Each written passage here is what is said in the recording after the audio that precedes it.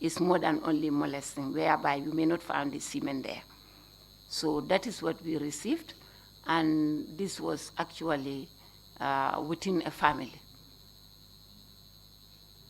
These are first cousins, and the perpetrator, I cannot exactly remember his age, but it's in the 20s. Yes, so that is what happened there. And we will really talk about that in more detail, the issue of culture and some of the misconceptions about sexual violence. From what I can see, in order not to go year by year, but from what I can see, when you began in 2014, you received some data and you recorded cases, but as time went on, and certainly with 2015, 2017, and 2018, you have huge increases in numbers. 2018, we're looking at 302 cases of sexual violence. Can you contextualize that for us, considering issues of underreporting? Like, what do those figures tell you in terms of what's really happening in Gambia surrounding sexual violence?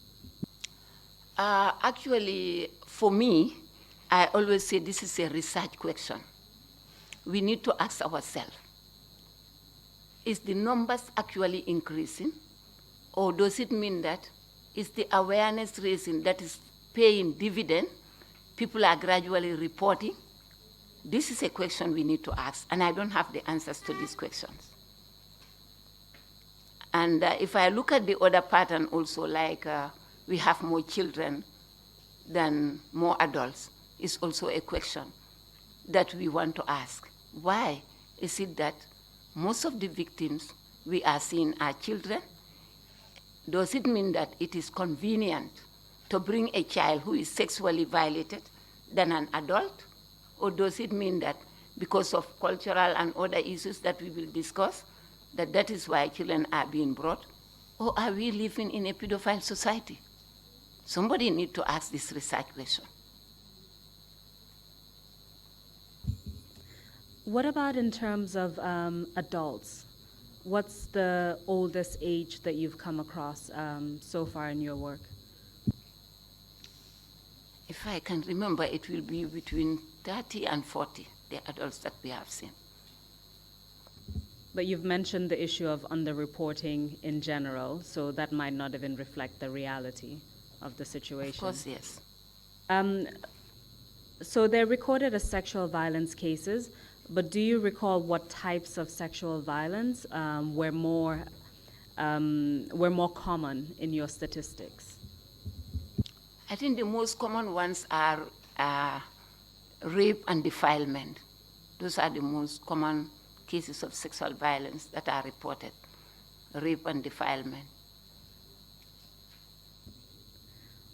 But I assume that you also conduct, with your public sensitizations, that you have come across other types of sexual violence in Gambia, but they haven't been reported as much. What are some of those that you've come across, apart from rape and defilement? Yeah, like during sensitization with the community, whereby the resource person will go in detail, telling the people that they are sensitizing the types of sexual violences that can occur. You will see that people are talking about molesting, which most of the people will say it happened, but maybe they don't consider it as a very serious issue. And the issues of sexual harassment. Maybe just elaborate a bit about what you mean by molesting. Like, what kind of form does it take within Gambia from what you've seen? I always say Gambians, we are very nice people, but I think some of us are very naive. That is the Gambian person. We give out our young children to anybody very comfortably, and sometimes even undressed. And some men will actually get their satisfaction by only playing with the organs, genital organs of those children, and that is molesting. They do that, and you will not even know. They can do that to a child over and over. That can happen. I didn't see a case, but I remember Department of Social Welfare in the care team meeting, we were informed that there was this man who normally, when the child cries, use his organ to put it in the child's mouth as a breast. So we are very comfortable to give out our children anyhow. But molesting takes place, whether it's a boy or a girl, in many forms with the child like that. And sometimes they are not reported. Sometimes they can even go in like up to the teens. They are doing that to them. They think it's normal. Because discussing sex and sexuality, it's a taboo. People don't talk about it to their children. They don't know what is good and what is bad. And you mentioned the issue of the taboo when it comes to sex and sexuality. What are some of the words or what kind of language is used sometimes to describe certain things like rape? So what would people generally use in, let's say, Wolof, Mandinka, Fula to describe rape, but because it's a taboo, would use nicer language, essentially, to describe what is a sexual violence? I know for the Wolof, they will say, def masako, def adanu kismoko. They want to make it very nice. But when you hear that, for you immediately that's an alarm bell for rape. Mm-hmm. We know that the person is talking about rape. For the Mandinkas, aboitankan, nyapinkaun, ayelanyoya. So those are things we know. It's a red flag. For the Fulas, oyaniko dawa, we know it's a red flag. And this kind of touches upon something you mentioned earlier, which is a lot of times people may not know what is happening to them, or a lot of times they just can't describe it because the language is not used often enough for people to describe what really happened to them. What are the cultural reasons that contribute to that? We all know the culture of silence when it comes to sex and sexuality. And because this person is totally ignorant about her body, totally ignorant about her body. She doesn't know what she's carrying. She doesn't even know the names of her parts, generally. That's what happened. So they cannot even describe for you to understand. You have to be asking questions. And because we don't discuss it, the person even find it difficult to open his or her mouth to use that word. It's very difficult. And this goes on. Even professional trainers, if you have to call a training and you are doing it in a local language, imagine it's very difficult as a trainer to start calling that, because that is how you have been socialized. You cannot call the parts. You keep on going around the bush for people to understand what you want to say. Among the trainers, very few people I can tell you who can boldly come and talk about those organs. That's not how we all are socialized. So people don't talk about it. That's the reality. What about the issue of patriarchy within our society? What role does that play in terms of how sexual violence is manifested and how victims even understand sexual violence? Patriarchy is everything that surrounds power, that surrounds position. And that is the society we live, patriarchy. It's about the power relation, power dynamic. Who has power over what? Who has power to? Those are the issues. So that power plays in different angles when it comes to sexual violence. For example, if somebody who has power over your welfare is a very strong person in your life and can make many decisions, especially if you are brought up in a place where unfortunately, men are the perpetrators, and in our culture, in our homes, men are the head. If that person is talking to you You give all the respect because the person is the one who is powerful at household level, at many institutions. They are very powerful. So if that person is talking to you of anything, you give that respect. You hardly say no. You find it difficult. It's not you are giving your consent. It's because you don't have choice. So that power dynamics. And they can change the story because people will listen to them, than you. So that power dynamics plays a very critical role. The financial, economic power, the decision-making power, being the head, having that power, the influential power. They have all those powers. So power dynamics play a lot in sexual violence. Most of the time, the physical power, of course.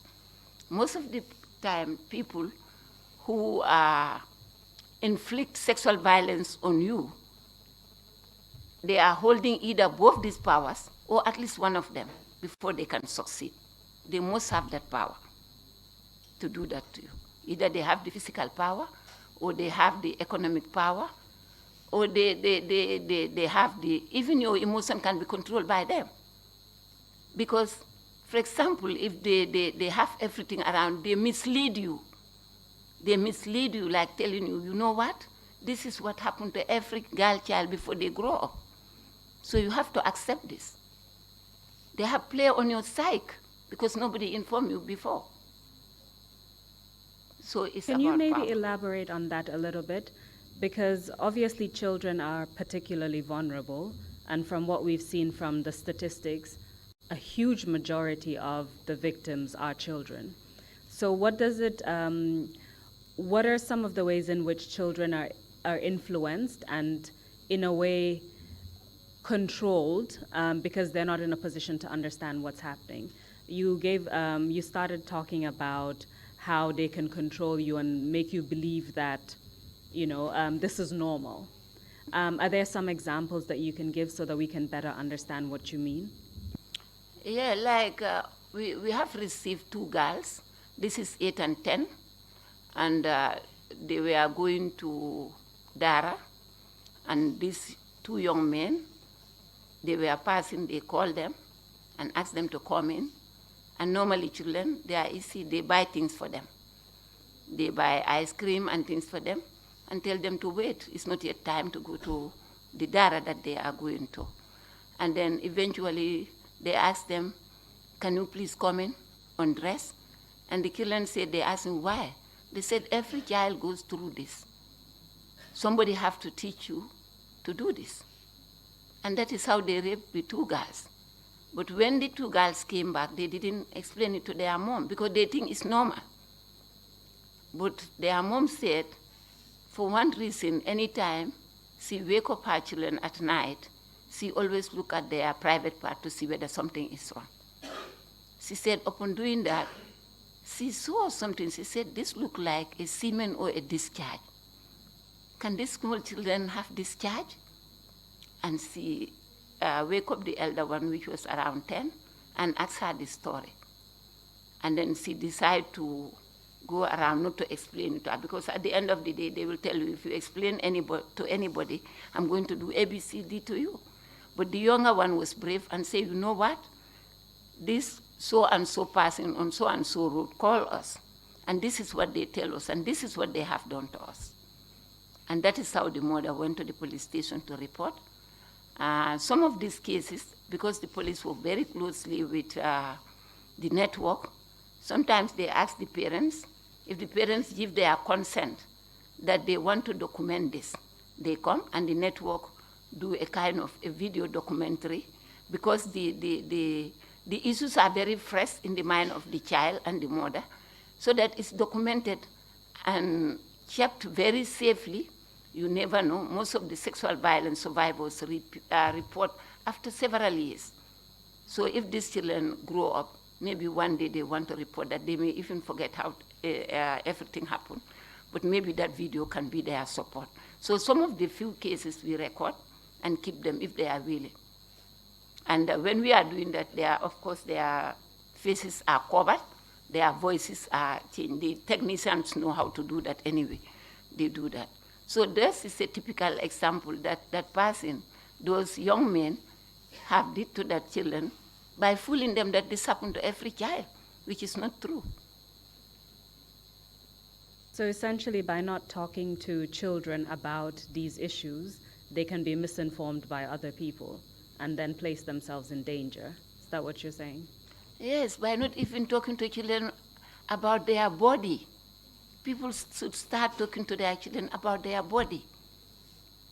What are the sex organs? What are the sensitive parts that nobody should touch?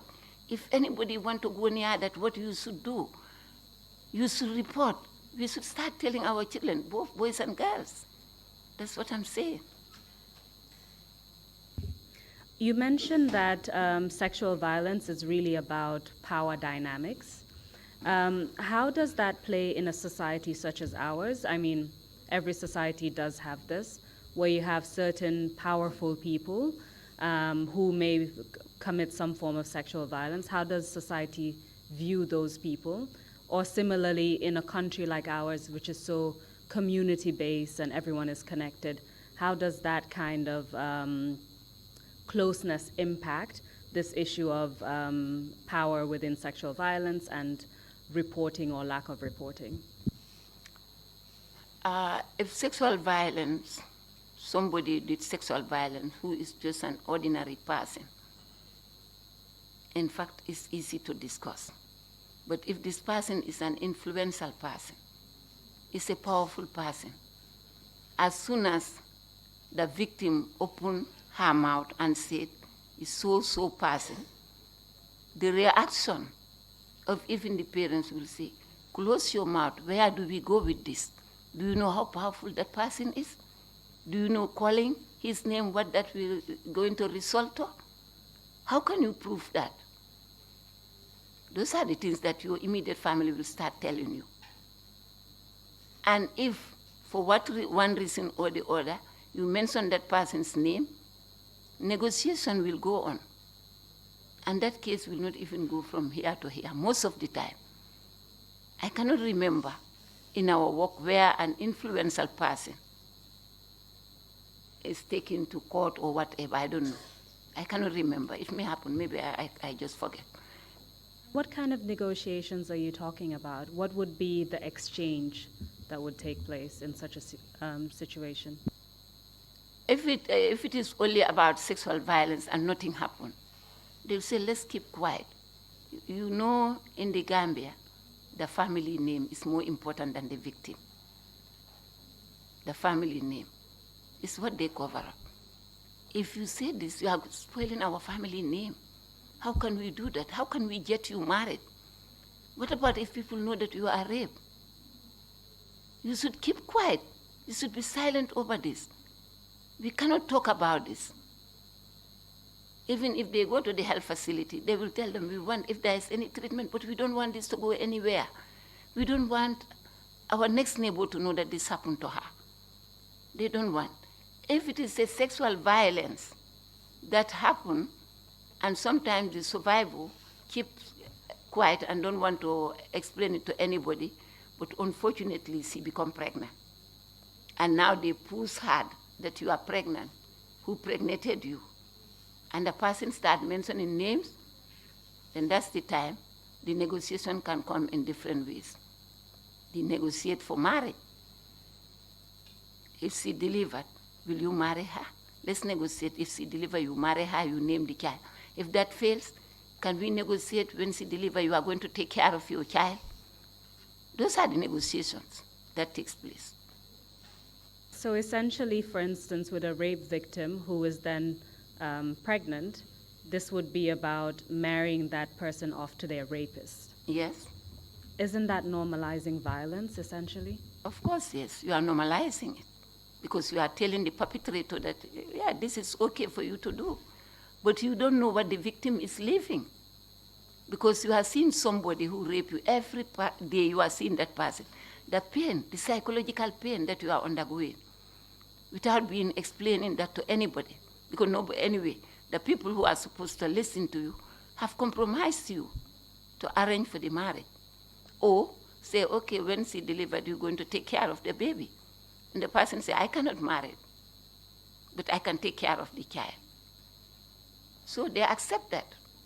That's all. And if you have another husband, maybe what happened, the grandmothers will take care of that child. Maybe you will not even go to marry with that child with you. That child will be left behind for them to take care of that child. Perhaps this is a good place to segue into the impact of sexual violence on victims. We have a few more minutes before the end of this session. Can you tell us what are some of the impact that you see for victims of sexual violence in Gambia? Yeah, the impact comes in different ways. The impact on the victim herself, the impact on the family, particularly the mother, and then it can be psychological, it can be financial. Yes, the impact can take all that dimension. And we have seen impact that led us severe depression of the victim herself. So it takes a different dimension. And even the impact, it can have impact to the national budget itself. All the cases that are reported to the hospital, the time that is being spent on that, the medications that are being spent on that could be spent on other things if we don't have rapists around. So it has financial implication to the nation, to the community, the production. That person will not be able to function the way he's supposed to function at that time, especially when the person becomes pregnant, a child carrying a child. It has impact on the education of that child. For example, if the child is going to school, the child will go out of school for that particular period, even if the child is going back to school, which is allowed now. But sometimes they may not even go back to school again. So it has a lot of impact on them. I mean, and we have heard cases where even if a child goes back to school, the reaction of, let's say, other schoolmates would actually lead them to drop out. So, for instance, either being stigmatized somehow because of rape or sexual violence. Yeah, we have seen cases that are stigmatized, and they are victimized and isolated. We have seen a case that the entire family rejected the child. Entire family rejected her. And that child, particularly that particular girl, went through domestic violence abuse and later sexual violence, and later she was rejected. And she ended up having a very severe depression, completely going out of herself, and it was a very difficult case. We worked hard on her, we sent her back to school, but it was difficult. She has to come out of school again, and she's still not stable. So it has a lot of impact, totally disowned by the family. You mentioned that sometimes this impact, it's particularly about the mother. What do you mean by that? Yes, because the culture, if a girl child is not a good child, it's the mother. The mother is not a good mother. Oh, we expect this. You are not a good mother. So mothers cried inside. They have a lot of psychological pain when they see their child like this. In fact, I think that is why some of them, when rape happens, they don't even want the fathers to know, because the blame comes back to them. The victim is blamed, her mother is blamed for what happened to her. The perpetrator, nobody talk about him. That's what happens.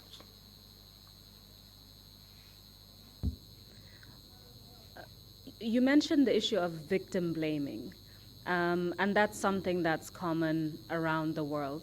Can you perhaps explain that a little bit more for us to understand?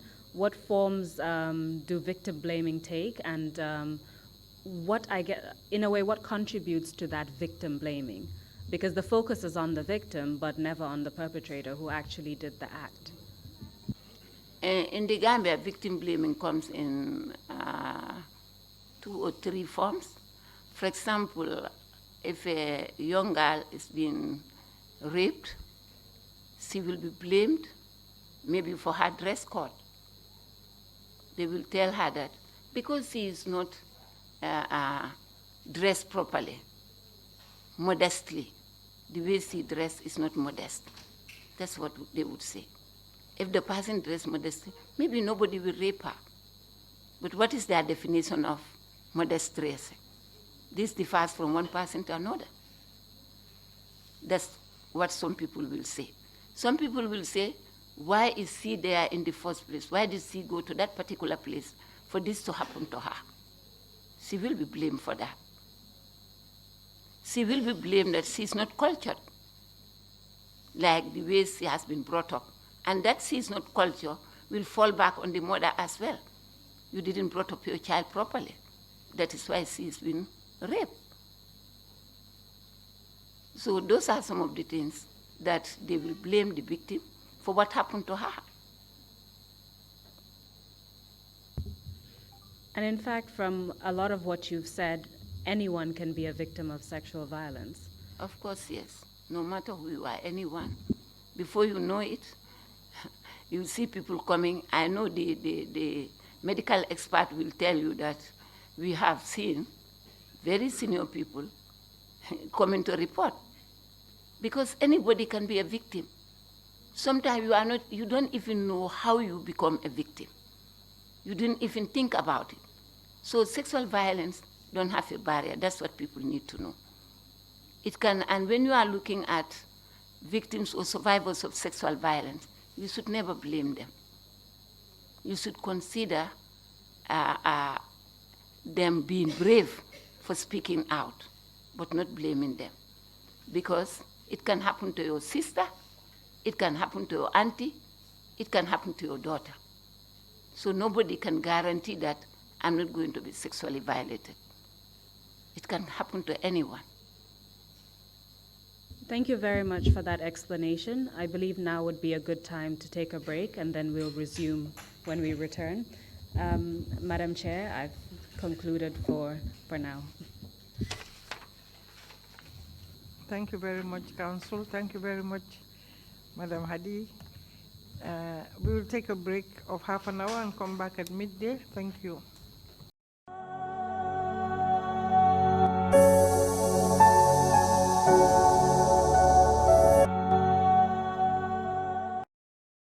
Break.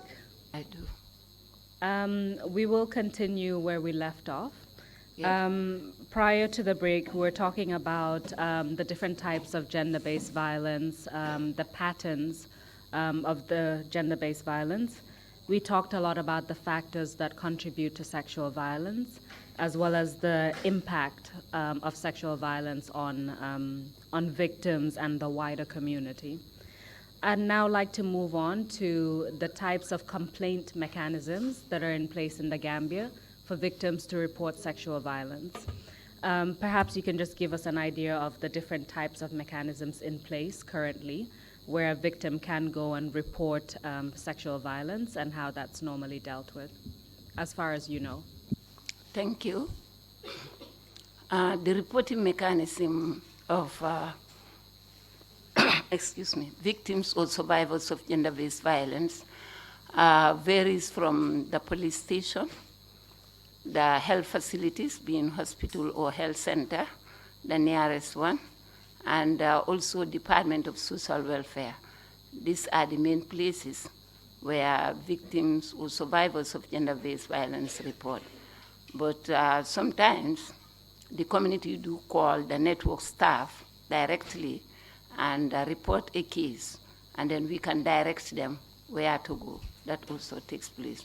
Sometimes Women's Bureau may see a victim of gender-based violence, and then they will direct them to the network office, as many other members of the network.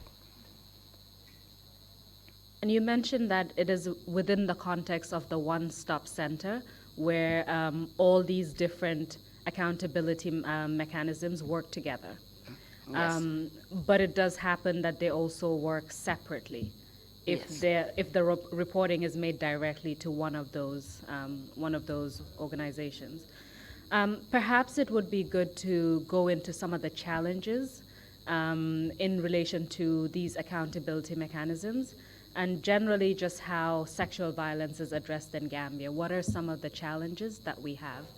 I'd like to start first with the misconceptions about sexual violence, because that has an impact in terms of the reporting, but also in terms of how those cases are addressed. You mentioned some earlier, but I would like you to elaborate more on these misconceptions. The misconception about gender-based violence in general, particularly sexual violence, is that many people believe that those who are violated sexually is because they are not cultured. Some believe that because of their dress code, that is why they are being violated. Some also believe that adult women cannot be sexually violated. Some also believe that parents cannot sexually violate their children, or brothers cannot sexually violate their sisters. Some also believe in that. So all these are misconceptions about sexual violence in the Gambia. And what about sexual violence as it concerns men and boys? Is that also a misconception, or is that something that's understood properly? Yes, sexual violence, the misconception about men and boys is that, in fact, in our socialization system, men are believed to be strong. They are believed even not to cry. In a Mandinka proverb where they will say, "Keo kadadoman." So they are believed not to cry. They are strong. They are believed to be tight-lipped. They should not talk about things. They go do work kom jigen, go de fatiwa. So that is how they are socialized. As a result, men, even if they are sexually violated, the society, the culture have prepared them not to talk about it. So they will hardly talk about it. But we know whether they complain or they don't complain, whether they report. Yes, some of them are victims of sexual violation. They are. But because of the way they are cultured, the way society see them, they don't talk about it. And that even make it more difficult and more interesting in the sight of men, because the little opportunity that women have to discuss about it, they don't have. Even for them to open up to even a friend will be difficult for them. It means they are lesser men. That is the concept they have. So therefore, boys who are sexually violated, it will be difficult for even their parents to hold their hands and go and report. Even if one of them will be strong to come back to their parents and say, "Hey, you know what? I've been sexually violated."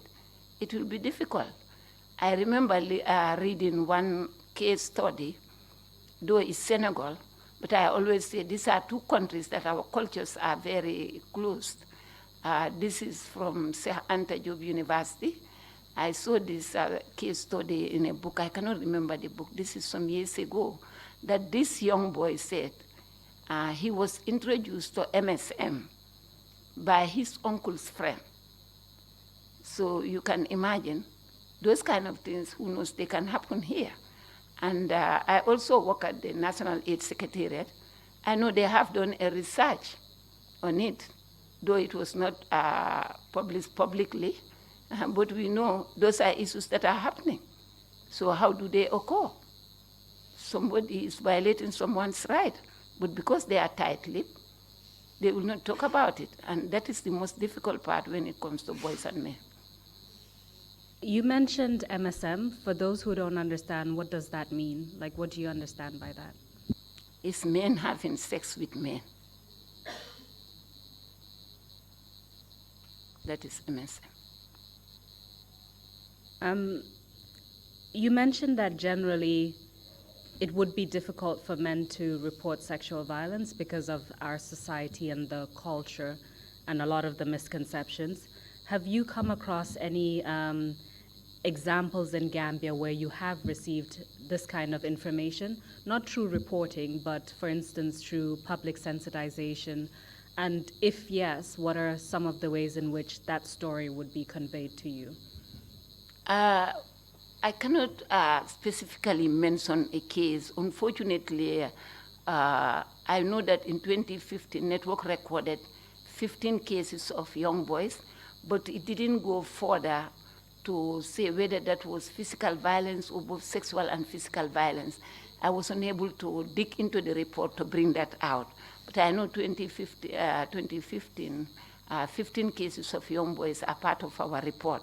But I didn't have adequate time to follow up and know exactly what type of cases those ones are.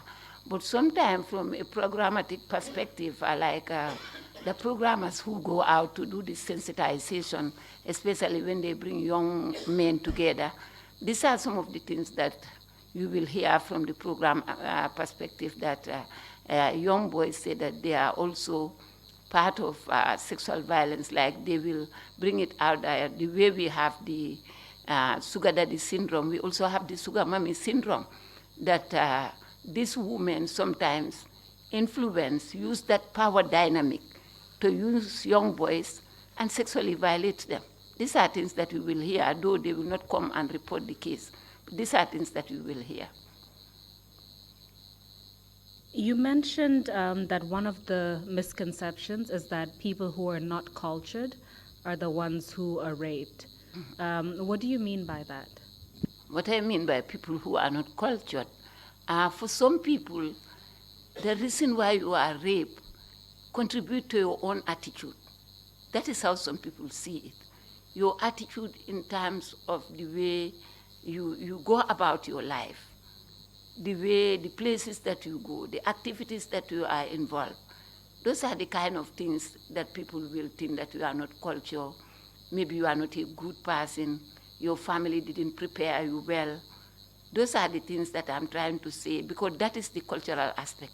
Maybe the person's appearance, the way you see it, and what that person is actually maybe totally different. Because the reason why I said nobody can guarantee that you will not be sexually violated.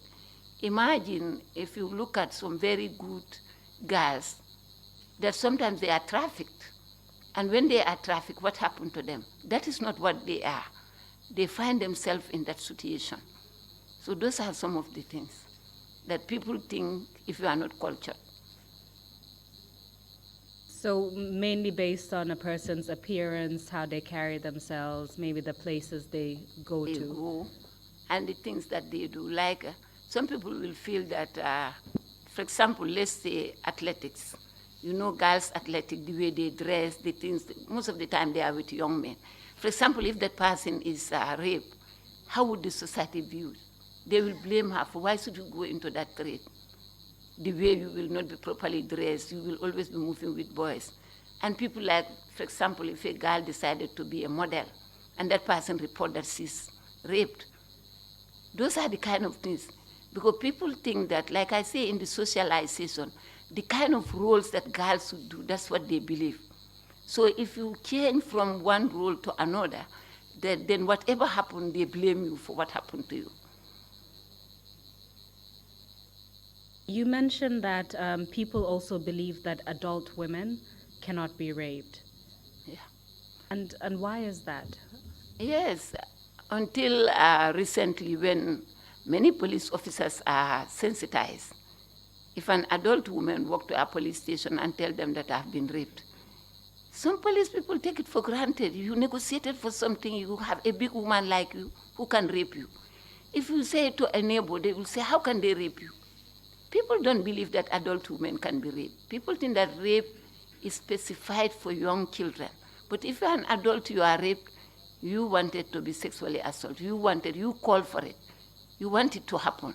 You are just looking a way to report. People hardly believe adults that are raped. And of course, that's a misconception. Yes, I know one case whereby this adult woman going to the farm and was raped by these cattle, those who normally graze the cattle. And she reported it, And then we were told even the cattle grazers were brought together for her to identify, which she did. But who take her seriously? They think it was she arranged for it. That's how they will see it, because she's an adult, because she's not a child. So many people believe those kind of things. If you're an adult, you report rape, you must be very strong to push your case further. You also mentioned the issue of people believing that parents or siblings, let's say brothers or even sisters, can't rape their own siblings or children. Why have you come across cases like that? Yes, that is what people believe. For example, in our settlements, the way we stay, sometimes people allow their boys to be big enough to be with the girls in the same room, especially if they are of the same parents. They don't think about that can happen between two of them. They are the same father, or they are even the same mother and father. They are sleeping, they continue to sleep in the same room. It could be many reasons why that happened. Poverty could be one of them. For example, if the father cannot afford, you can only afford room and parlor. You don't have a choice. So you put your children in the parlor, they sleep there. These children who are not taught about anything about their body, they don't know anything. With this internet, access to social media, looking at many things, they want to explore, they want to know. Why is this happening? Why are adults doing this? They want to understand. They began to do that to each other. And people will not believe a biological father will rape her own daughter. But these are cases that are reported to the network. Incest. Incest are cases that we see. Sometimes we see them when they are pregnant already. Sometimes you see them when it is done. And this is an area that network have been working. I know we remember a particular child was supported by the network because he's the breadwinner. He abused her and she reported. You imagine what that means. She was separated from him. And network continued to pay that person's school fees until the person went to the university. Network supported the high school. Yes, it happens. So incest, let nobody fool you. It happens in this country. Incest happens. And the problem with a lot of these misconceptions is it actually impacts on the way that these cases are handled. So handled, you've given some examples of going to a police station and reporting, and just the belief that, not believing the victim for many reasons based on misconceptions. So it's really important about what role that has to play in how we're then able to investigate and address sexual violence. But I want to address something in more detail that you mentioned earlier, which is the culture of silence. You mentioned a few issues in the beginning about because of the way the society is, there's certain conversations that people don't have, certain taboos. But if we can just focus more on the culture of silence and the different forms in which it is manifested in Gambia, I think that would be very helpful. Yeah, the culture of silence in the Gambia is something that we are socialized. Because if something happened, particularly sexual violence, people don't want to discuss about it. And because they don't want to discuss about it, it's difficult for the case to be reported. And that has resulted to serious underreporting of the issues of sexual violence. Even if you hear the rumors, sometimes it will not go anywhere. It will be put under the carpet for the fact that either the parents or either the child is not comfortable for this case to be discussed. So, and then because of the people who maybe the perpetrators are somebody who is well known or who is a prominent person or who is rich or who is a community leader, people have to be silent over it. So the culture of silence continues even people in their professional work. It affects them, the culture of silence. Because sometimes together they will go to the police to discuss for them to withdraw that case because they don't want anybody to know about it. Nobody is forcing people to put up their case. But cases that are of high crime, I believe that police should continue, no matter what. They should continue. But the culture of silence all over encourages the issue of gender-based violence to continue. Even the other forms of gender-based violence, for example, physical violence, the culture of silence. Even if a woman is battered by her husband or whatever, the first person you want to report to maybe is your mother, or maybe it's an elderly woman. But most of the time, the response you will receive is, go and bear. Don't you know that we all went through this? What is wrong with you? For your husband to batter you, is there anything wrong with that? It means violence is being condoned, because that's what you are told. Do you know how many times my husband battered me? I know the multiple indicator cluster survey, commonly called MIX. It came out clearly, women themselves say that their husband can batter them if they cook and burn the food. If they go out without taking permission, they should be battered. So automatically women themselves accept it. But it doesn't mean that they accept people to violate them. It's because that is how they are socialized. They are made to believe that. Because I always argue, no woman, no human being would want you to inflict pain on her. But that is how you are battered. You are made to believe that. So I always say, look, this is not the woman speaking. These are the people in power who put this into the head of this woman. I don't believe this. That's what I normally say. And that's my belief. So from what you've said, the culture of silence is really deeply rooted. So it's one from the victim who may not come out and report because of fear of either stigmatization or fear of not being believed or fear of being blamed. But then you also have the family on top of that. So if you do have a victim who manages to overcome all those barriers and reports, but then you might have a family that then doesn't want the victim to report for their own reasons. Are there some examples that you've come across that you can share of what some of those reasons are? Yes, I know a young girl who was sexually violated, alleged rape, but she didn't report until she became pregnant.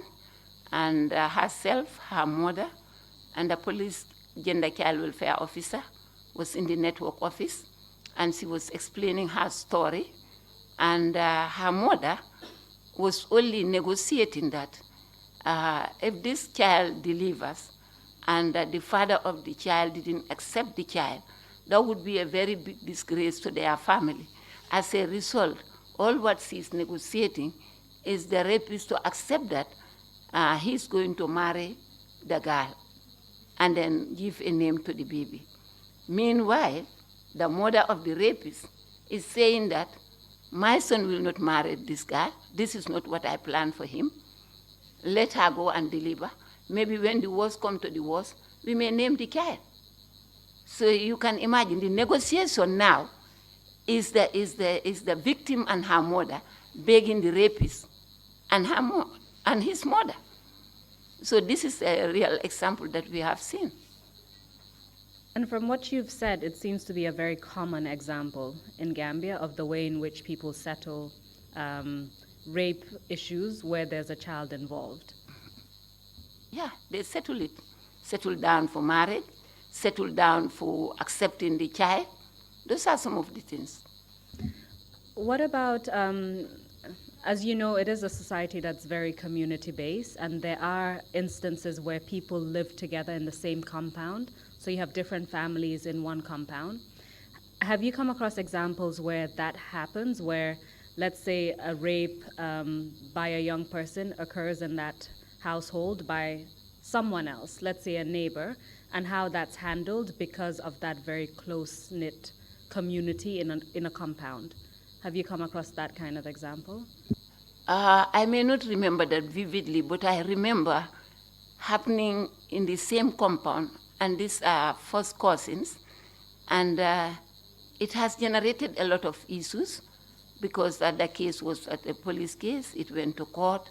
It brings a big difference with the family, and to the extent that the victim and the parents have to move out from the compound because of the blame being thrown at them the insults being thrown at them, but because they cannot cope again, they have to come back, because that was a family compound anyway, they have to come back there. So it's sometimes very complex. It's more than just the medical, psychological, economic, but it can even go sending you out. So we have seen a case like that. And that's something that you've just illustrated about how sometimes, even if the family wants to take action, sometimes they don't even have the means to do so, because it might involve having to leave a family home or a particular compound, and there may be nowhere else to go. As far as you know, are there any shelters in the Gambia that cater to victims and victim families in such situations? There is no such designated center for victims and survivors of gender-based violence.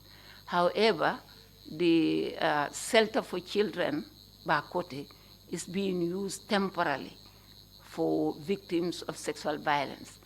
But that goes with a lot of challenges because the place was not designated for that kind of people. And when they are there, they must be there for a specific period of time. And sometimes they have to go out. Sometimes the place is overcrowded. They cannot admit because they don't have space. Sometimes there is not enough resources to take care of the victims or survivors in that place. So in a nutshell, there is no designated place where we can call this is a safe haven for victims or survivors of gender-based violence.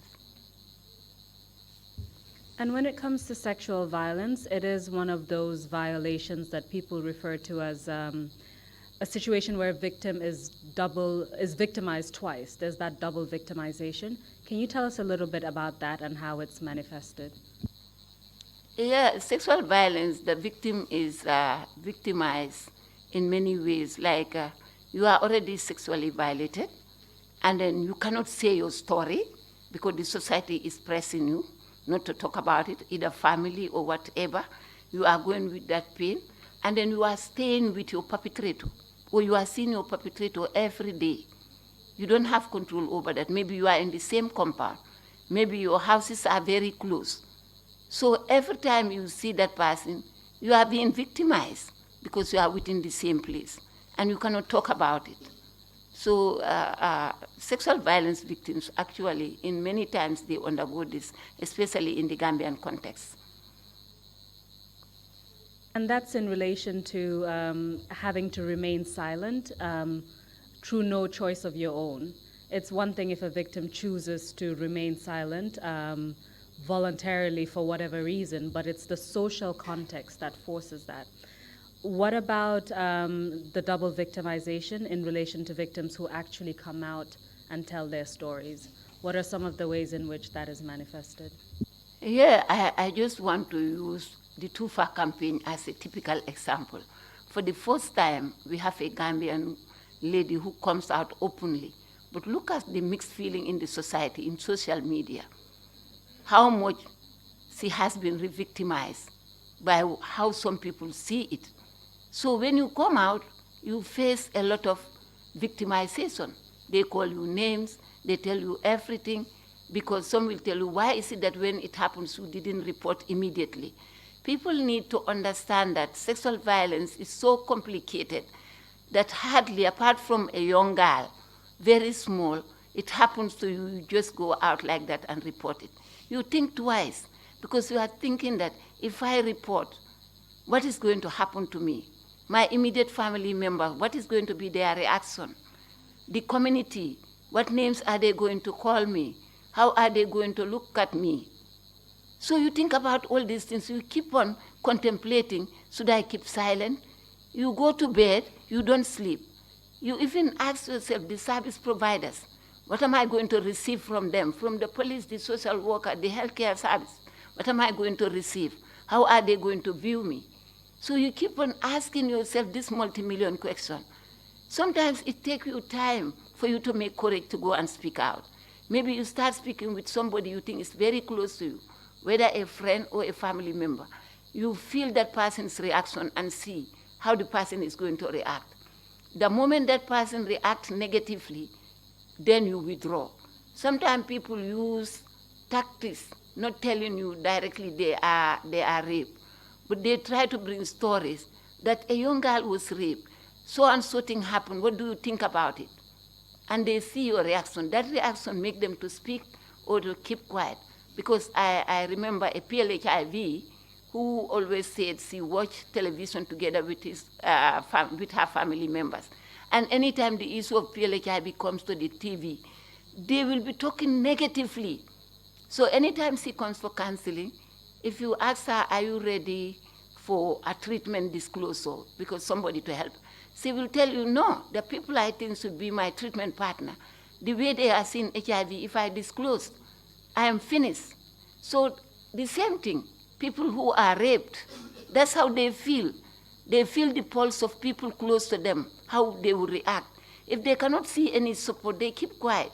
But as time goes on, if they are empowered, they feel that they should talk about it. So let people not take it for granted that even if people wait 30 years, they talk about their rape, listen to them, believe them. Don't try to say that they are lying. And that's quite an important observation, because it's quite often that people delay reporting sexual violence. You mentioned that at the network, one of the things that you do is document sexual violence, but without necessarily taking action until the person is ready, if they choose to take action. But it's just important to document it so you have that information, and you then have a choice as to what you want to do with it. But nonetheless, we understand why people delay reporting. Like you said, it's important to believe them. When it comes to, if someone goes through all those barriers and actually reports, so the barrier of being blamed as a victim, all the community pressure, the family issues, and actually manages to come and report something, what are the challenges within the system that then create obstacles to addressing sexual violence properly? So I'm looking at, for instance, issues to do with police stations, the people you've mentioned, police stations, maybe even prosecution of those cases, how it happens at hospitals, just briefly, because I'm sure we'll get Dr. Daffy to elaborate on that. What are some of these challenges within the system that then make it more difficult for sexual violence? The main challenges will start at the police station. Our police stations are not gender friendly. When you go to the police station reporting about sexual violence, it's an open place. It's very difficult to even narrate what happened to you. So we need to work towards having a police station which is gender friendly, where these people can narrate. That's a big challenge at the police station, the way the cases are handled. The way the cases are escorted to the one-stop center is a big challenge, especially if it is not escorted by the police gender and child welfare unit, those of them who don't put on uniform. But if a uniform police escort a sexual violence survivor to the hospital, all eyes are on them wherever they move. Wherever they move, people are looking. Something went wrong. Is he a criminal? What happened? Is he rape? People start contemplating. So where is the issue of confidentiality anymore? Because Gambia is a small community. When I enter here, how many people call me by name? If I go to the hospital, I'm a victim of sexual violence, and they see the police. Everybody will, I saw Haddy Mboge at the hospital, but she's being escorted by a police. I don't know what happened. That is something that we need to work on and improve. And that is why we are talking about the one-stop center, having a permanent gender-based violence police officers taking duties to be stationed there so that when the case comes, they are already there. Nobody will see them moving. That's the idea of the one-stop center anyway. That is a big, big challenge. And then if you go to the hospital have their own challenge. I know I don't want to elaborate on that. I know the medical person will come to elaborate on that. But do we have the kind of facilities that we actually need to make sure that we collect those critical evidence that is going to help us at the courts? Do we have them? Is our labs prepare, the laboratories, are they prepared to do those type of tests, including DNA? Do we have that? Are we collecting those forensic evidence at the hospital level? Those are things that, is the police well equipped to collect forensic evidence, or is the hospital well equipped to do those things? Those are questions we need to ask ourselves. When we come to the issue of social workers, as far as I know, I stand to be corrected. I don't know a clinical psychosocial therapy. I don't know of one here. We need that. People are being counseled, but are they being provided therapy? Therapy is different from counseling. When you are being given therapy, it's a healing process, which needs to continue until the person is totally healed, go over that depression. Do we have that? I always say the beauty about Gambia, the therapy we have is our belief. You are a strong Muslim or a strong Christian, and you listen to your religious leaders, and that is your therapy. That's the therapy we have. But apart from that, do we have therapists there for us when we have issues? That is a big challenge. When we come to the prosecution department, the investigation will go on and go on. Whether investigation is taking place or not, the police knows better. I don't know. But I know if one case is reported, sometimes it will take like 2-3 years before the investigation and the prosecution of that case will be completed and decision is making. It takes a very long period. This is somebody whose right has been violated. And you are asking the person, come today, come tomorrow. That has an economic cost to that particular person because he has to pay fare to go. We know that when the case is going on, government provide them with legal services. But my transport fare going up and down, I have to do that. And I don't come alone if it is a minor. Me and my parents will be paying fare going up and down. Imagine you want to do that 1 year, 2 years. You get tired and just give up. That's what happens sometimes. They're tired and get give up. And that is to the advantage of the perpetrator. Because the court will be calling that court. You will not come. When they are tired, I think the lawyers will say they struck it out. You are done because you are not appearing, but because you are tired. One case you are going over and over, and nothing is happening, and it's painful. You say, you know what? Let life continue. That's what happened. So delay in the prosecution process is another thing that discourages survivors of gender-based violence to give up. Even if they don't withdraw, that in itself makes them to withdraw because cases are adjourned, until the network, sometimes we are even lost. We ask ourselves, what about case A, B, and C? We say, hey, we don't even know whether that case is ongoing. That's how far it goes. So these are some of the challenges in the entire system that also discourages people to even report. The other thing is in the gathering of the evidence. If tangible evidence are not gathered, you go to the court. The defense lawyers are very strong. They are very experienced lawyers. They have been in this work. They defend the perpetrator at the end of the day. The person is acquitted and go. So that discourages other ones to say, hey, why should I go to court? If A was acquitted, B was acquitted, why should I go there? I will not have justice. Everything boiled down to the evidence. To evidence. And up to the time, I know police have this reporting form that they give to medical doctors. I hope Dr. Dafe will talk about it, which is not updated. That even itself tie the hands of the medical people to bring out certain evidence. But Dr. Dafe will talk more about that. So all these are things that are something that affects the victims or survivors. These are very serious issues that you've mentioned. You haven't touched upon the issue of cases being withdrawn.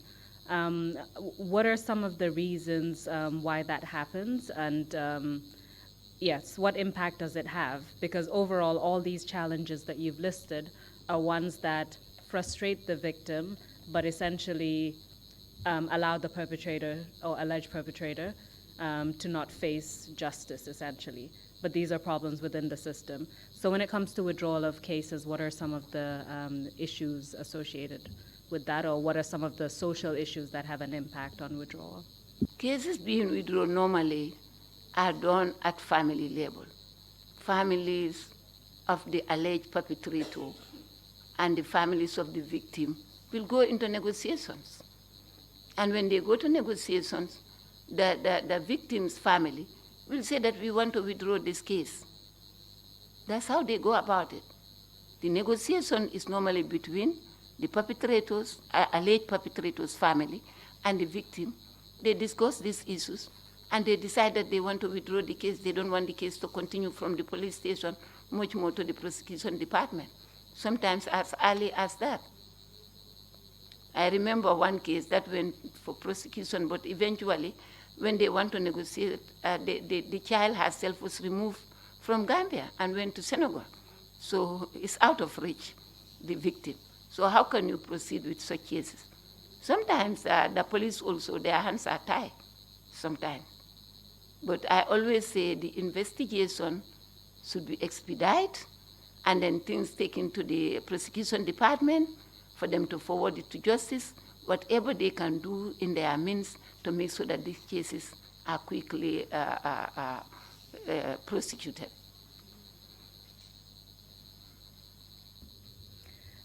And generally, at the end of the day, you have all these challenges that prevent cases from being either prosecuted or having high conviction rates. These are things that can be fixed, can be changed. But one issue for us is, are the people who are dealing with it trained enough to deal with it? I mean, you have mentioned some experts when it comes to the care team. You've mentioned the gender unit at the police as well. And you and I know that recently the Ministry of Justice launched a sexual and gender-based violence unit. But to what extent are the people in general that the victims come into contact with at these various systems, to what extent are they really trained to handle this? Or is training only limited to very few people? And so victims may be out of luck depending on who they interact with.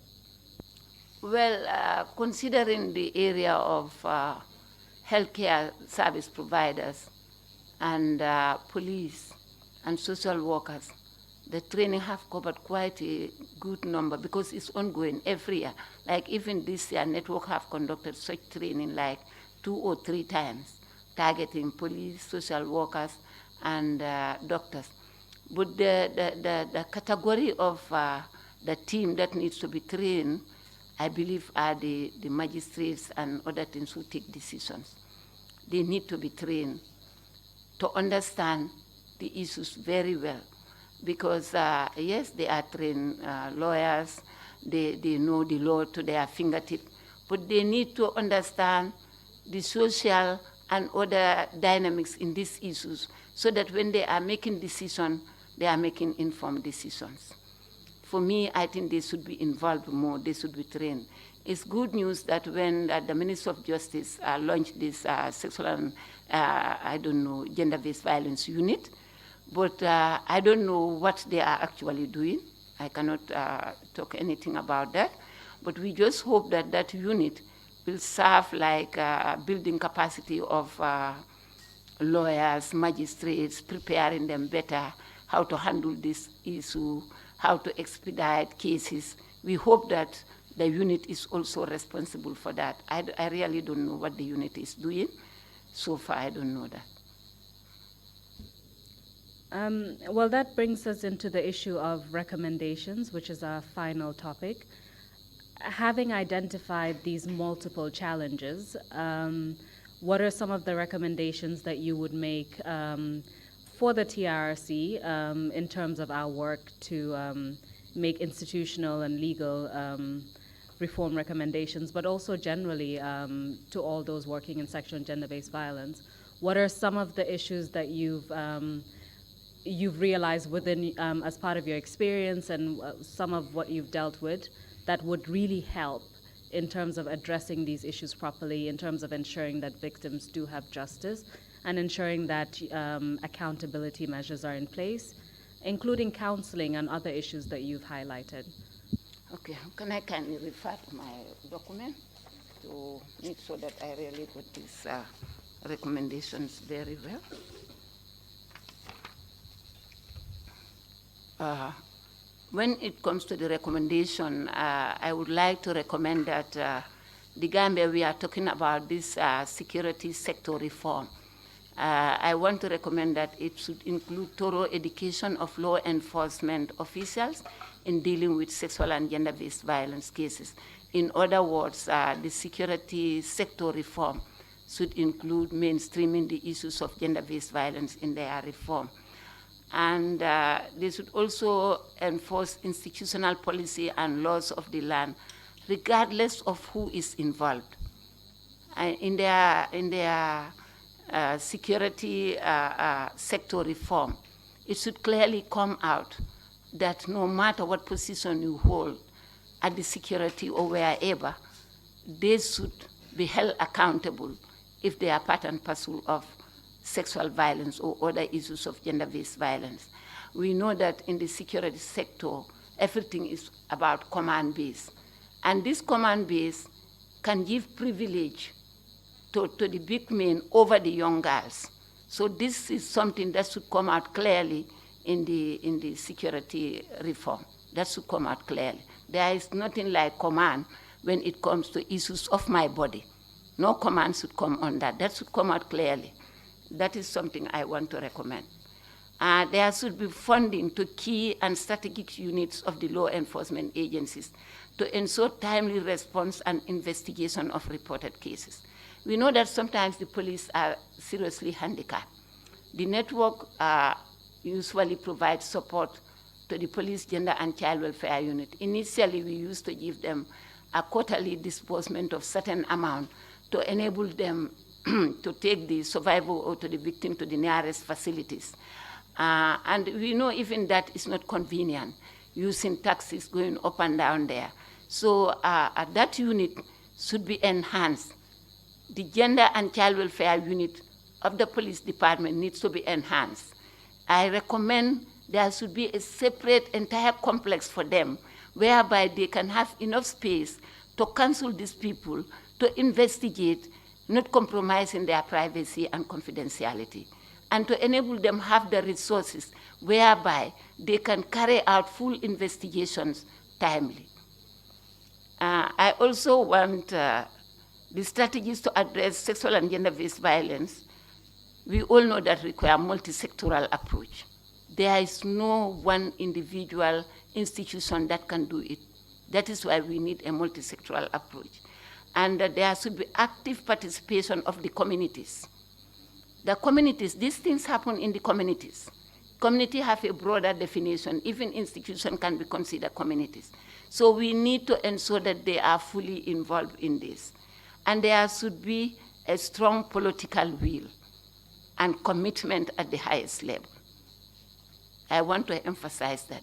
Issues of gender-based violence, let the political leaders not downplay it.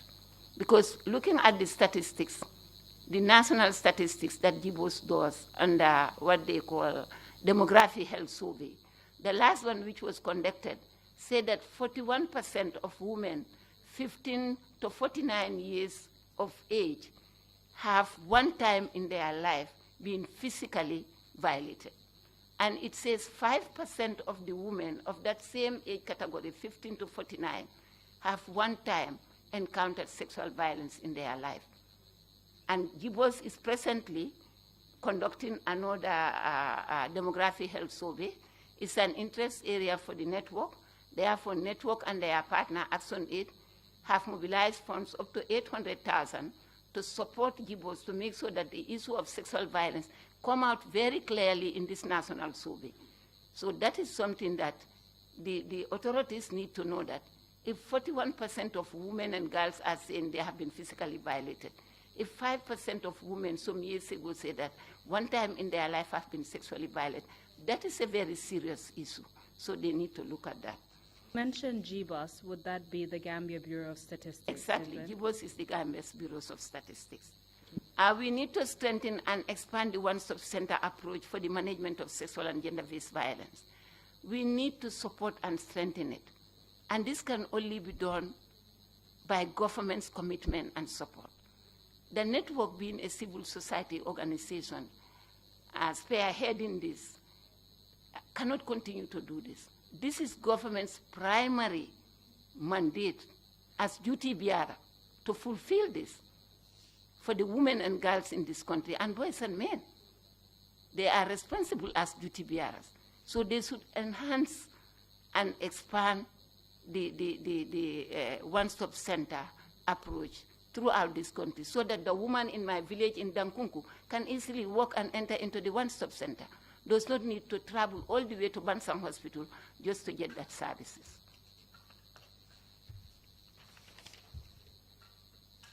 We need to improve on the reporting mechanism by introducing a toll-free hotline which is accessible to all. In our work, that has been a very big challenge. I remember we were tasked as network to develop a TOR for a toll-free, which we did. And we share with the Women's Bureau, the department responsible, of course.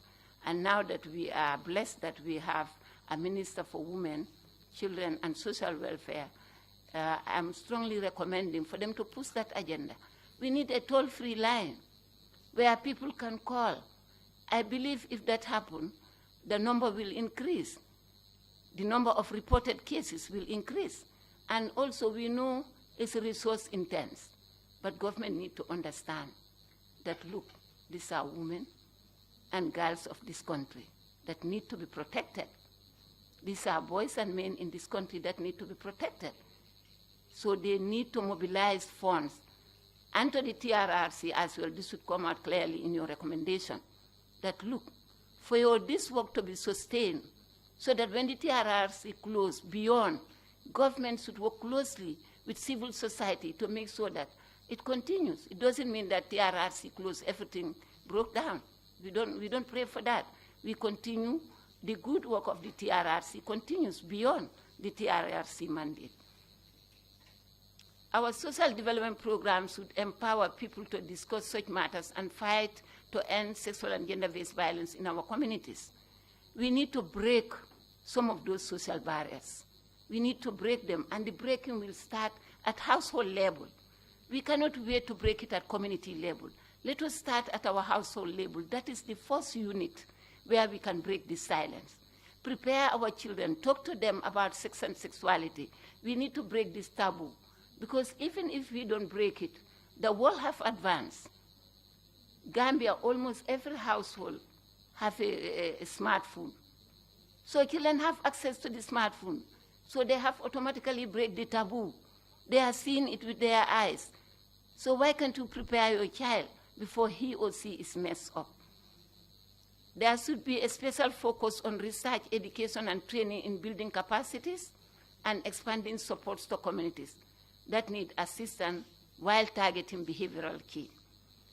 In this, I want to challenge the University of the Gambia. The University of the Gambia should consider partnering with agencies in researching this area.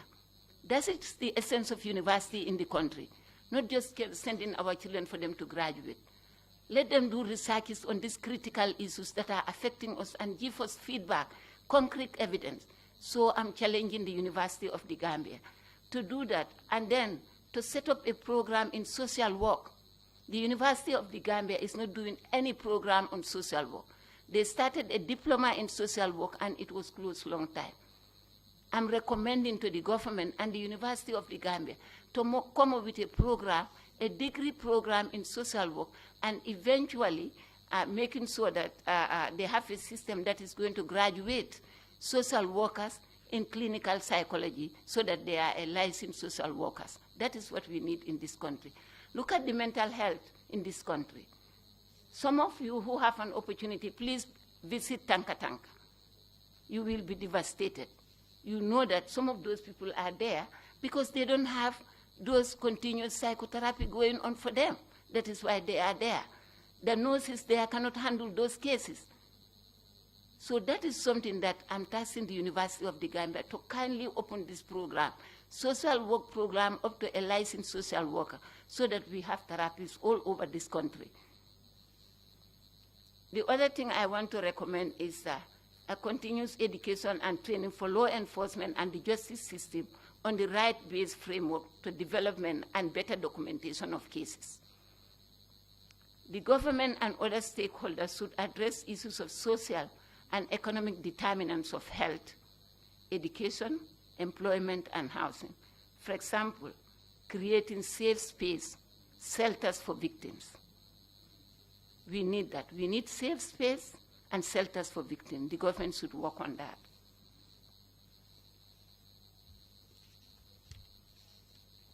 Government should make it mandatory to all the government institutions, including private and civil society, to put in place sexual abuse and harassment policy. Not only putting it in place, Gambians are very good in writing very laws and policies, and they all gather dust. There must be somebody to monitor that. The mandatory should go along. Every institution must have somebody to monitor that sexual violence and sexual harassment policy. We need to have it at our workplace.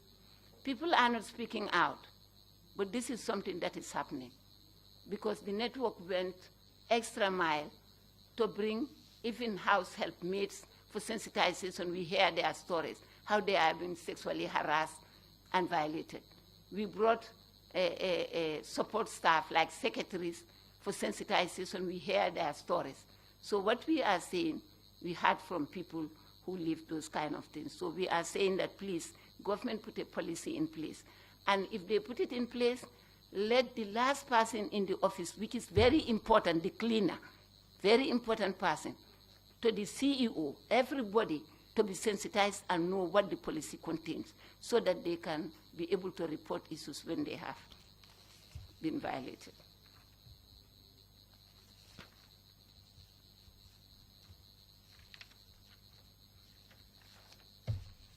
I want to challenge government. We know that under the Domestic Violence Act 2013, Section 9, has clearly said that the government should establish a domestic violence support fund. This is in 2013. Up till today, I'm talking here, there is no fund being allocated to that. And this is a law. So the government in itself has contributed in violating the right of victims. They themselves have contributed because we have a law that asks the government to do B and they are not doing it. So they are condoning it. They are not even helping the victims. So I'm challenging the Minister of Women, Children and Social Welfare to push very hard to make sure that in the next budget speak, this fund is available for the victim. As at now, the network have mobilized funds through their strong partner Action Aid International, the Gambia.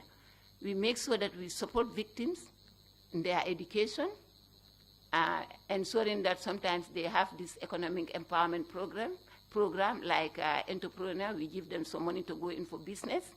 We support their legal fees, especially those that are like domestic violence. We pay the lawyers to go and stand for them, like divorce, like property issues. We pay that for the victims of domestic violence from the network. We support the shelter for children by providing feeding, buying condiments and taking it there. But we think that government have put this in the Domestic Violence Act, Section 9. Let them please put money aside to make sure that these things run. We want government to improve the use of social media. We also contribute the improvement of the use of social media and even doing social marketing in creating awareness on this issue for the young generation. We need to do that. Social marketing of the issue of sexual and gender-based violence is important, meaning you tailor-made it. You tailor-made the messages. You make sure that young people, this is what message is good for them. This is what is good for the teenagers, the adults. We need to work together to do that, to make sure that from the schools, across all the institutions, everybody is aware of the issues of sexual and gender-based violence. Finally, I want to say that government should consider providing subvention to key civil society organizations working in the area of sexual violence. For example, the Network Against Gender-Based Violence is a unique opportunity for the government, where they have bring the public, that is the government key departments, together with civil societies, like 45, almost 45 organizations are members of the network, including young organizations. We all came together. Government can use that platform to make sure that they continue their work the way it will benefit the population at large. The network goes further to make sure that its members are trained, they have the capacity to be able to work on these areas. So I'm recommending strongly to government to provide subvention. Some other governments are doing it, working very closely with the civil society. And finally, our UN systems. The UN systems should really support the civil society organizations more. They should support more, not on piecemeal basis. I know sometimes they support the network, but I call that on a piecemeal basis. They should provide support to the network, which will take like a kind of implementing partner to make sure that you can evaluate what you are putting your money, what impact is that making. So these are my recommendations, and if I am allowed, I just want to quickly to thank those who make us to have this network as the way it is. You'll actually get a final statement, so I don't know if you want to do all of that together at the end. Okay, I thought I am doing it once and for all. No. Thank you very much for those recommendations. A lot of food for thought, very useful for us in terms of our work. The last issue that I would like to touch upon before I hand over to the commissioners is one that is very controversial in the Gambian context, and this is the time to have more and more difficult conversations if we're ever going to progress and make change, and that's on the issue of marital rape. I know that this was a recommendation for the Sexual Offences Act 2013, and from a lot of civil society groups, including the network, if I'm not mistaken.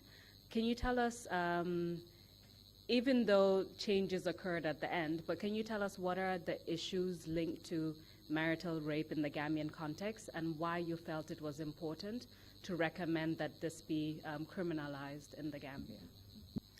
Well, when the Sexual Offences Act is being formulated, a lot of consultation have been done, civil society around the area, but equally a lot of consultation have been done with the religious leaders as well as the parliament caucus group that are responsible for that.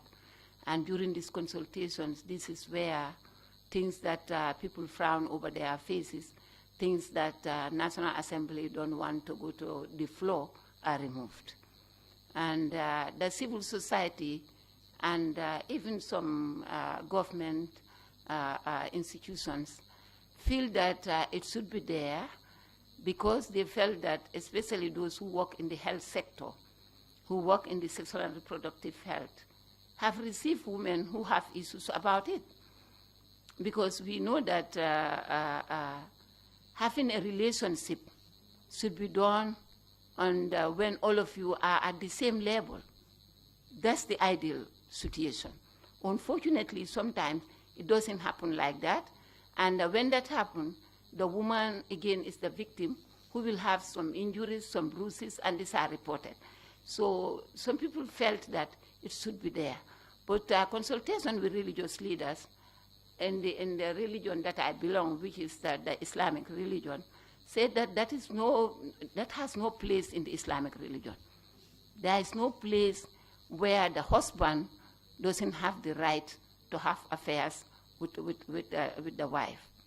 That is what the Islamic perspective. And where they base their argument, I cannot recall, but they said there is a verse in the Quran which says that your women are your farmland. You can go there anytime and cultivate. Literally, this is what they said. Where it is in the Quran, I don't know. I hope I didn't misquote the Quran. May Allah forgive me. So this is what they said. So as a result, Gambia being 90-something% Muslim, there is no way that can go from here to here. But in the same vein, we don't talk about marital rape, but we have a program that we call Young Couples Training Program. In the Young Couple Training Program, what we do is to make sure that we ask the young couples to dialogue. One thing in our work, particularly in my work, from community health nurse to all these areas, I know there is little dialogue between partners, especially when it comes to sex and sexuality. They don't discuss it. That's the reality. People will marry for centuries. They have all their children. They never discuss about sex and sexuality. They don't know what happened. Because that is a taboo. So they think that they cannot discuss with their partner. So we are encouraging for them to discuss. We think when they discuss, this issue of marital rape will be a forgone issue, because we will understand that I need to discuss with my wife. I need to bring my wife to my level of the same desire. And if they understand that, all these issues will not happen. So that is the role that network is playing, trying to tell couples, please discuss. Even issues of STIs, couples don't discuss. They don't discuss about it. What the healthcare system will do, treat the woman, because normally the women go to the reproductive clinic. They are the first person to report. So they give them a small card and say, if you go give this to your husband or to your partner to come. So when you come, it's the nurses who will actually explain everything and give you treatment. That should not have taken place in the first place. You should have discussed among yourself and know something is wrong with one of the partners. But these are the things, because sex is a taboo. It's not being discussed. So all these things unfold. So that is why marital rape is a no-go area in the Gambia. The only thing we can encourage is to encourage partners to discuss whatever happened within their maritals. So essentially, because you see this as sexual violence, the way to deal with it is to go around and try to use soft power to get people to talk about it, and hopefully through that influence and reduce the occurrence of it, or hopefully dispel with it altogether. Yeah. You mentioned STIs, that would be sexually transmitted infections. Okay. Well, thank you very much. I've come to the end of my questions. Thank you very much for answering them and for educating us on all these important issues. I will now hand over to Madam Chair for the commissioners to ask questions, and then you will get a final statement at the end of it. Madam Chair, thank you. Thank you, Lead Counsel. Thank you, Madam Haddy Mboge. I will use Horaja's word, where she said, thank you for educating us. We have been educated. It has been a very useful day for us in terms of the fact that you have willingly shared your knowledge, your expertise, and your experience with us, and shed light on many of the myths and misconceptions that surround this very sensitive issue. When you started, you said you are a dropout of the formal school system. But I regard you as a champion. Thank a champion you. In all rights, in that you have not only consolidated your education at other levels, but that you have spearheaded a campaign which other women with higher qualifications than you have chosen not to tread that path. You are passionate about it, as you showed here. You are knowledgeable about it, and you are committed to bringing about transformative change in this society in which you live. From the perspective of the TRRC, you have provided us with information that will enable us to reach conclusions and formulate findings based on your recommendations. We don't even need to go further to look for recommendations, and make recommendations in our final report, but also help us to determine appropriate reparations for the victims. For the wider society, we hope that those who have been listening have learned useful lessons that enhance their understanding of what sexual gender-based violence is, and that it will enhance their level of understanding and knowledge about this issue, so that they accept the victims, show them consideration, and give them support as they live through this very stormy stage. I think you have spoken about the stigma and the discrimination that goes with it. From the perspective of your network, you have done significant work in providing information and education to communities, to the households, to schools, to the various sectors, the health, the education, the judiciary, etc. But you will accept that there are still significant gaps that exist, and not only at the policy level, but you said a lot of people have been trained, but just like people find it difficult to implement policies, they also find it difficult to translate what they learned. Very few people walk away from workshops and training activities and implement what they learn. The others, the minute they leave the training, they have forgotten what they learned, and they go back to doing business as usual. It is now time that the Gambia learned how to do business unusual. For me, I say, tot nga yax bi. This means that you have unpacked all the issues surrounding gender-based violence. You have talked about the myths, the misconceptions, the socio-cultural realities that surround this, the need for justice, and for the security system. You have made adequate recommendations, but I just want to say that I hope that they will, as you have asked, that they integrate it into their security system reforms, and that there is adequate vetting of all security personnel, that whoever had been involved in all these things that you had talked about will not find their way into the security services.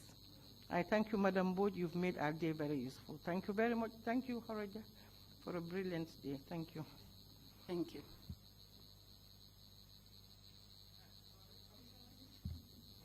I'm carried away, that's why. Come to Commissioner. Thank you, Madam Deputy Chairperson, Madam Haddy Mboge-Barrow. We need to seek clarification from this FGM type 4, which is the dangerous form of gender-based violence.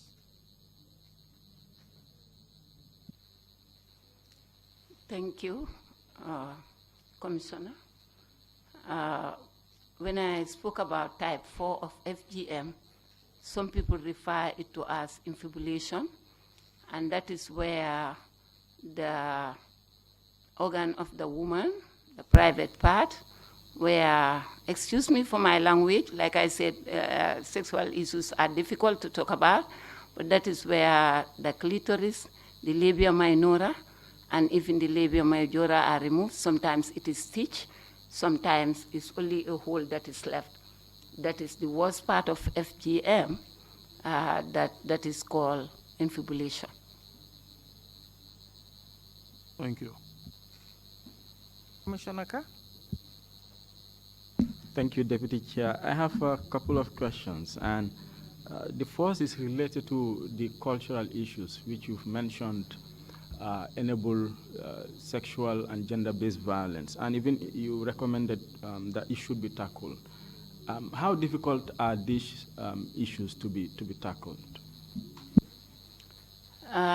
Like we are all aware, culture is deep-rooted, very deep-rooted. Asking people to leave their culture will not come overnight. The people doing the work should be persistent, should be committed, should be tactful, should be patient, and should be very respectful. In that, over the time, we hope there will be changes. But my advocacy always is, please target the young people. Because if you come to me to bring about change, you are already late. All these things have already happened. So please target young people. And if you can make impact on the young people, you are so that generation to come, what you are working on will be eradicated. Thank you. The second question is, have you observed links between gender-based violence and sexually transmitted diseases, STDs, that you mentioned? Again? From the cases that you've handled, do you observe any link between gender-based violence and sexually transmitted diseases, STDs? I would like to leave that question to the expert coming on the, that's the doctor. Maybe he would explain, but the little I know is that are some of the consequences, the impact. When people are sexually violated and they are not taken to the hospital on time, for some precautions to be taken, which of course Dr. Dafe will elaborate, to prevent the transmission of STI, including HIV, by applying PEP, and to try to prevent pregnancy by giving emergency contraceptives. But I'll leave him to dwell on that hard. This is just perhaps something that you can include in your closing remarks, because you've spoken about how parents do put their children at risk of being harassed and molested. And there is this phenomena that happens during Eid prayers, that is the salibo. Perhaps we can just advise parents on those issues too. Yeah, not only Eid prayers. If you look at our communities, you look at what is happening. Together we all have a lot of work to do. Sometimes I don't intend to blame parents, but I just want them to understand the realities. When you go around, you see very young girls, very vulnerable girls, carrying plates on their head. You value it. It will like be $50 or $100. They are very vulnerable. Somebody can just grab their hands. Gambians, sometimes, like I said, we are naive. We have a very young child going to Dara. Or what stops you? Just walk, drop her at the Dara and pick her from the Dara. You leave her to go. Yesterday, I know that 2 girls were severely raped. When I say severely raped, have different types of form. These ones are bleeding very severely. 2 of them, they are, I think, 6 and 7, and they were going to Dara. And Dafe was in a rush to go and see those ones at Kanifing General Hospital.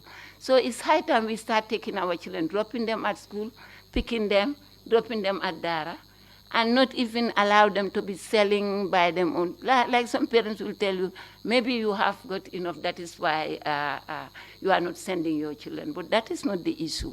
You look at what is at stake. We need to look at that. When there are ceremonies, yes, like Tobaski, Koreta, Christmas, children should enjoy, but they should be guided.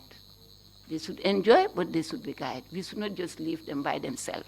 And I want to caution parents, let them not only concentrate on girls, let them concentrate on boys. There is a hidden epidemic that we don't know.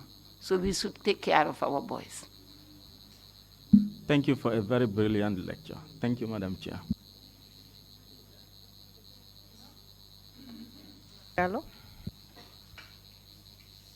Madam, looking at the statistics you have provided, it seems it's so alarming that I don't know what this country is going to head for.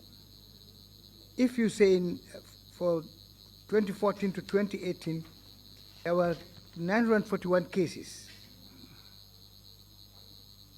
And there were 208 for adults and 733 for children. That's amounting to 88%. What can we do as a nation to stop this trend? Is it possible? Yes, it's very possible. It's very possible. Like I said, it's a multi-sectoral approach. It's very possible when our political leaders are committed. It's very possible when our community leaders are committed, when our religious leaders are committed, when our youths are committed, women and girls, everybody working together across the board. This is very possible. We know it's a very difficult task, but we can turn it around. And turning it around, yes, requires resources, but part of it doesn't require resources. It's just about commitment. Imagine everybody at your household level talking about the issue of sexual violence, working hard on both girls and boys. And if you achieve that in your household, somebody else achieve, eventually that is what translates into the communities. Whatever is in the community starts at the household level. So people need to understand that we need to work hard at the household level. And that is what translates at the schools. Though we are saying the schools also need to work very hard. Because normally at the education department, sometimes a teacher pregnated a child, the teacher is transferred. It's transferring the problem to another school. What kind of remedy is that? That teacher should be sacked. That's what I am saying. I'm sorry if I'm harsh, but that's my honest opinion. If you transfer that teacher, you are transferring a trouble to another school. In fact, it's high time, let me recommend this, it's high time for Minister of Justice to make sure that they have data on all those who are who are perpetrators of sexual violence.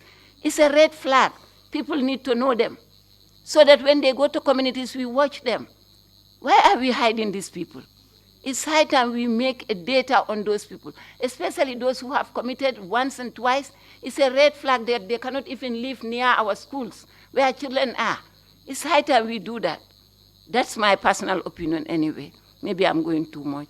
But Imam, this is very possible. What it requires is we work together. If we work together, we can change this. And I'm saying we need to work together. We cannot go until this goes out of hand. And I want the university to tell us what is happening. Does it mean that elders are not reporting? Or are we living in a pedophile society so that we know how we go about our life? Thank you. Imam, please.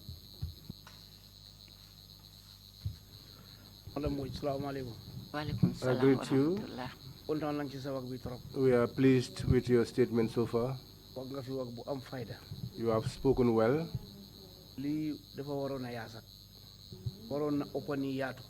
This should have been more expanded. The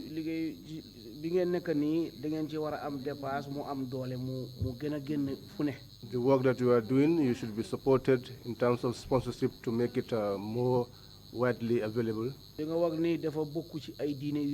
What you say is included in all of the religions. It's something that should be made very clear. It's something that should be guarded because each one of us has a role to play in it.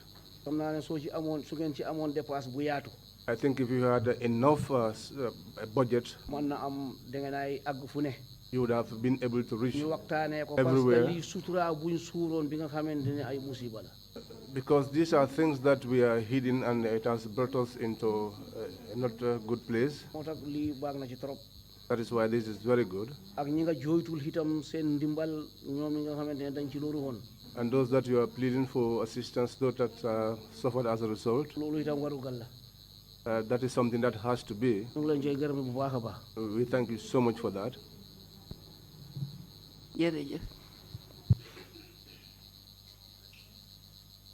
Madam, you have the floor now for your final statement.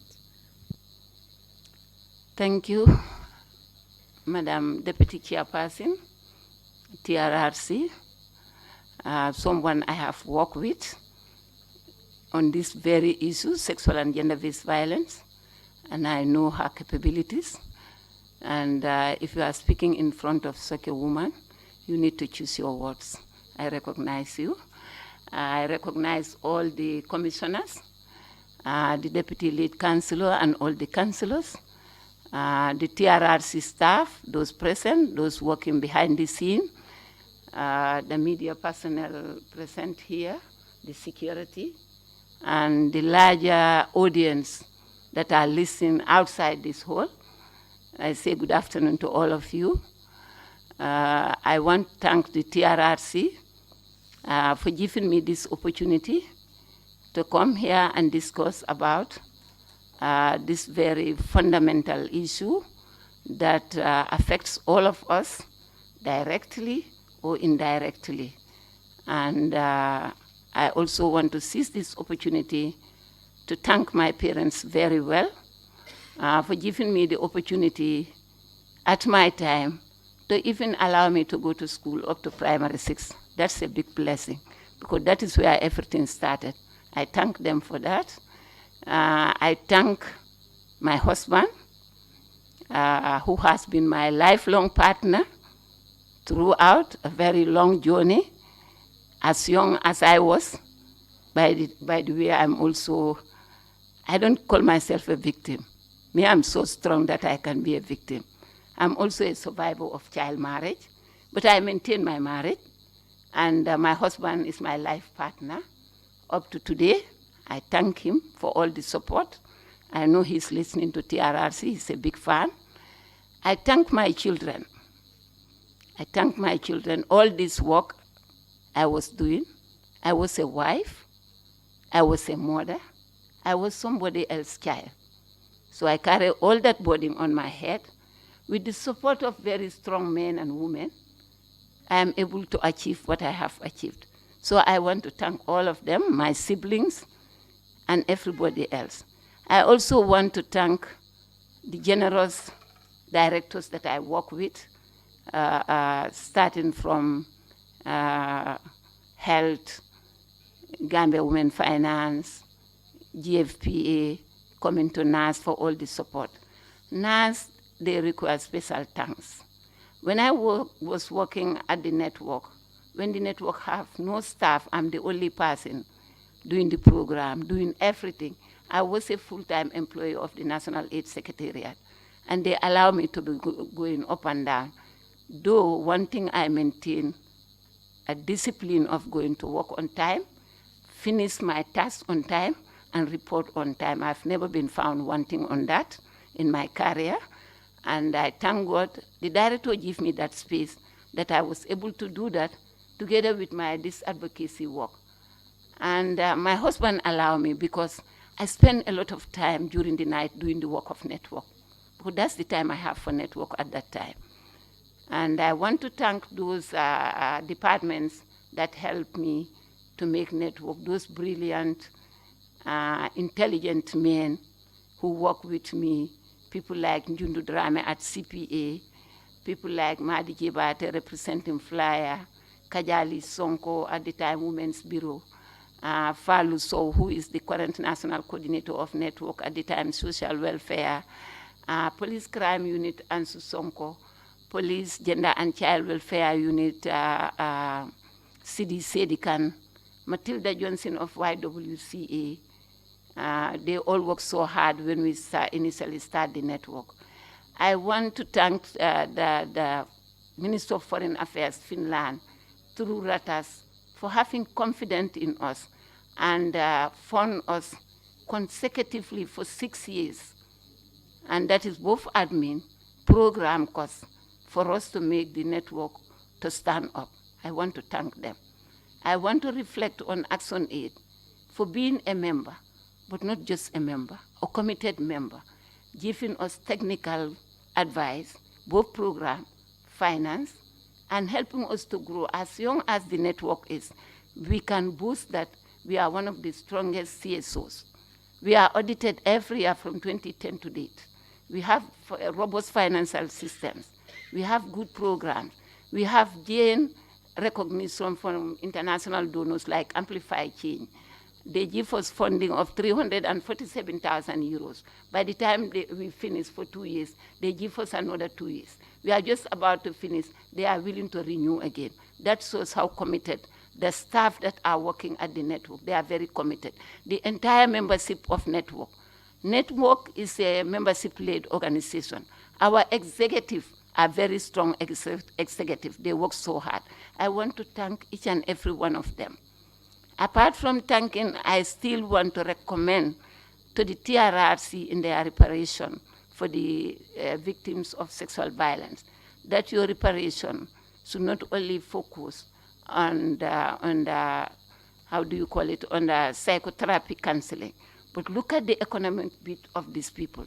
Economic empowerment, help women. It reduces the vulnerability of women undergoing certain violence. Please build their capacity economically. These are survivors of sexual violence. Don't only build on their psychosocial aspect, build their economic part of them, so that at the end of the day, they can be strong enough so that the never again will happen, the never again.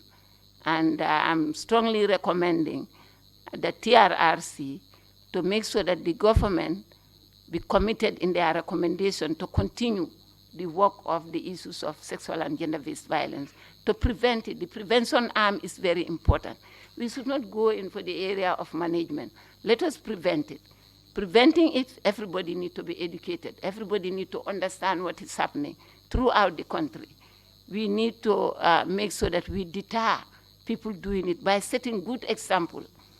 By the way, I think last week or week before last, one verdict was done, and I read it yesterday at the network office. This perpetrator is sentenced to 15 years. Those are the kind of things we want Justice Department to do. 15 years. By the time he come out, he will say never again. And those who are close to him, I hope they will know the slogan of never again. That's what we want. Perpetrators need to be punished. That's my wish.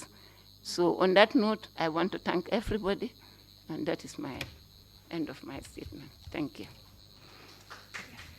Thank you very, very much, Madam Mboge. Thank you. Yes, okay. Just a very quick procedural matter, Madam Chair. I referred to the data provided by Madam Barrow, and I would like to admit it as evidence as Exhibit 0089. So it is the statistics that she provided and referred to. It's granted. Thank you. Still 2:30. Thank you very much, everybody. Thank you.